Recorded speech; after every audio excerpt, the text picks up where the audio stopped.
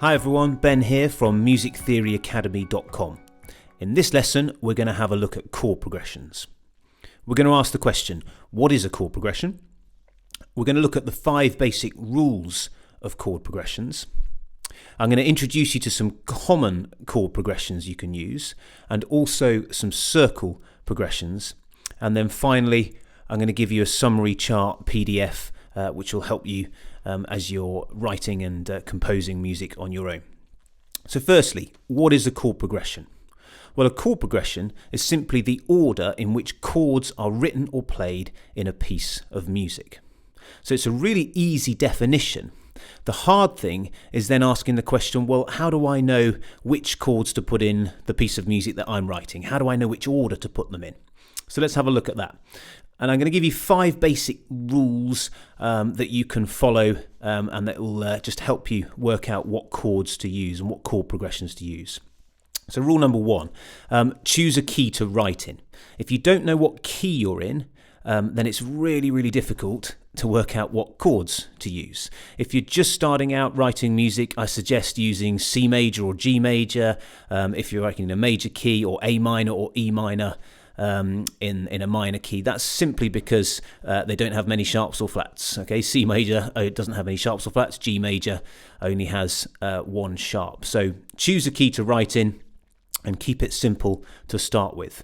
Number 2, you need to work out the primary chords, which are chords 1, 4 and 5 in every key. And you also need to then work out the secondary chords, which are chords 2, 3 and 6. If you're unsure about primary and secondary chords, I've done 2 videos on those. I'll put a link in the description for you to have a look at. But you need to work out the primary chords and the secondary chords. Thirdly, start and end on chord 1. You will hear pieces of music that don't follow this rule, but again, as you're starting out, just keep it simple, start and end your piece on chord 1, and you'll have a much better chance of it sounding like a coherent whole. Number 4, use the common progressions that I'm going to show you in a few minutes' time. This will make things a whole lot more simple. And also number 5, use the circle progressions that I'm going to show you as well. I'm nervous about calling these rules because with a lot of creative things, rules are there to be broken. But it's just 5 basic starting points to help you choose what chord progressions to put in.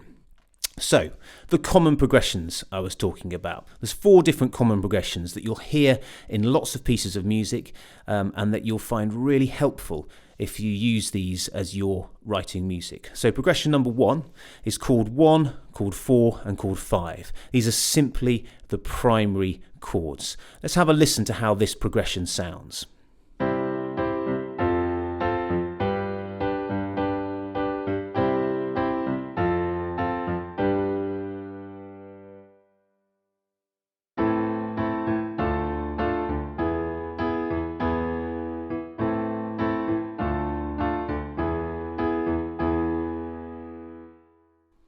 You can hear it's quite a basic progression, but there's lots and lots of different pieces of music, lots of different songs that use this progression.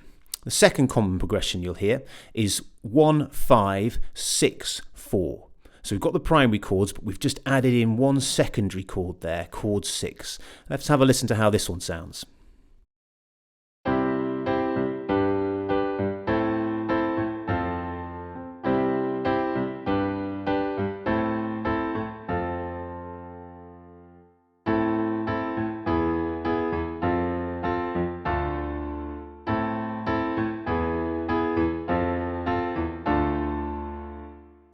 This is a very popular progression in contemporary pop music.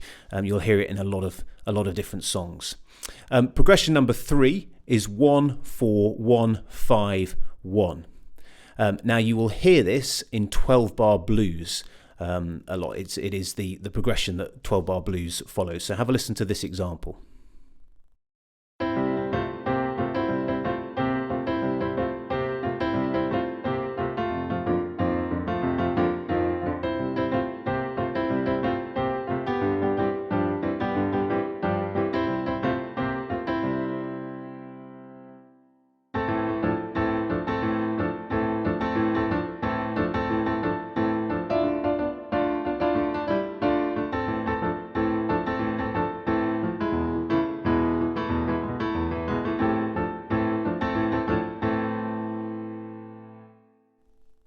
You'll hear this progression in other styles of music. It's not exclusive to 12-bar blues, but it's another good progression that you can use. The final progression is 1, 6, 2, 5. You'll hear this in quite a lot of jazz music. Have a listen to this example.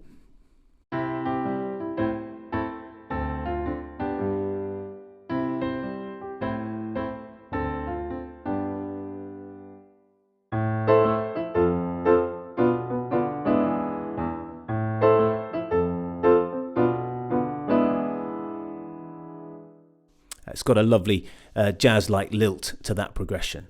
So there's 4 common progressions that you can use when writing some music. So what about the circle progressions? Well, there's 2 of these that I'd like to introduce you to. The first one is a long progression.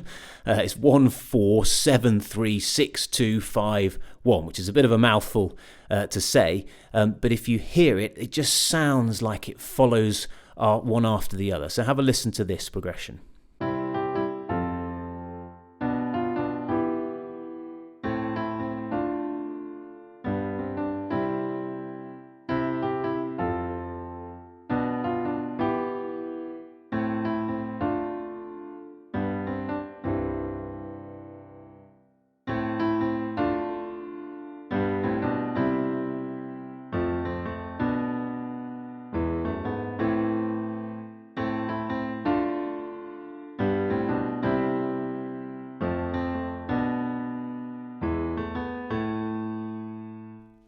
It's a lovely progression. I love the way that each chord just seems to naturally follow the one that's gone before.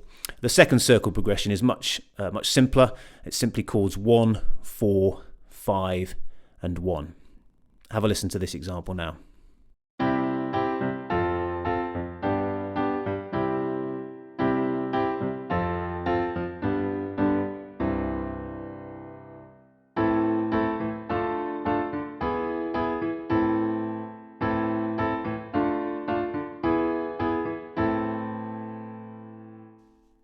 So that's another progression that you can use when writing music. So we've had a look at what is a chord progression.